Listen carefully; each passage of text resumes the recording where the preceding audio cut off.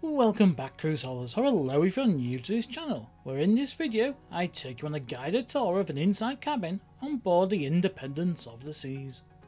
I was fortunate enough to cruise on board Indy in October 2025 on a mini cruise out of the port of Southampton. And my cabin for the journey was room 403 on deck 9, an inside cabin right at the very aft of the ship. When me and my wife cruise, it tends to be in inside cabins, and despite being one of the older ships that I have sailed on, it was still a great cabin and had everything you expect. Well, aside from USB charging points, that is. The cabin is shown its age in some places, but nothing that is too concerning, as you will see my tour of it. For more videos dedicated to cruising every week, don't forget to subscribe. My name is Darren, and why not join me as I enter cabin 9403 on the Independence of the Seas cruise ship. There is a small table down the side of both sides of the bed, although there is no charging port there for your phone. The bed is a decent size, but it should be said not the biggest I have had on a cruise ship, but most importantly, it was very comfortable. There are two lights, reading lights at each side of the bed, when it's set up as a double, or over your head if it's a twin setup. There is a curtain divide for those having someone sleeping on the sofa bed, with a sofa seating area in front of it.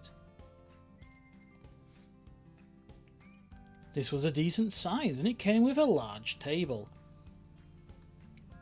There was also a dressing mirror on the wall, which did make the room feel larger, especially with the large mirror behind the bed as well.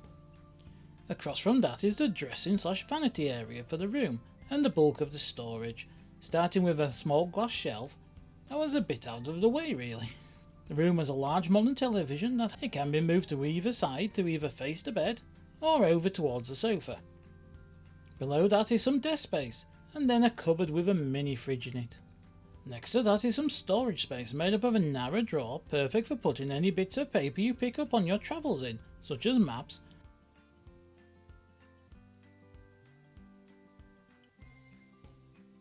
as well as some good sized drawers.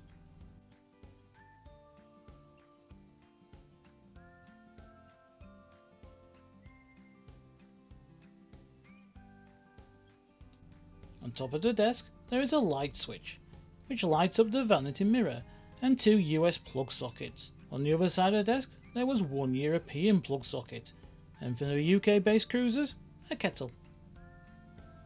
They were the only plug sockets in the room, so bring plenty of adapters and USB plugs. I didn't notice until I finished filming, but either side of the dressing mirror are two narrow mirrors, both of which can be opened to expose some more storage space.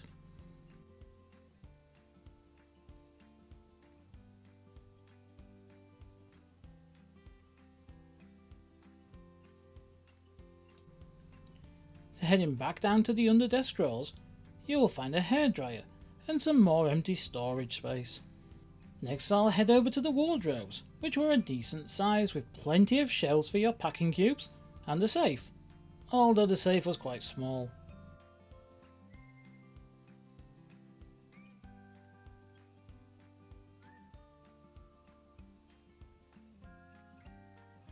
There were plenty of hangers and there was a small storage spot at the top, although you will need to move the extra life jacket to be able to use it.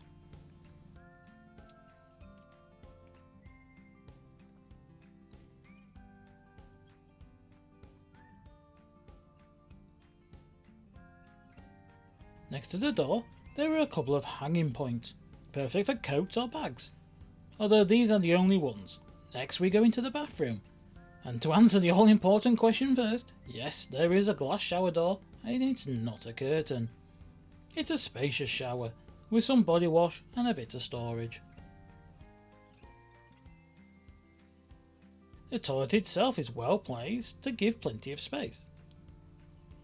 There is some under sink storage and the bin, although the tissue spot was not in use.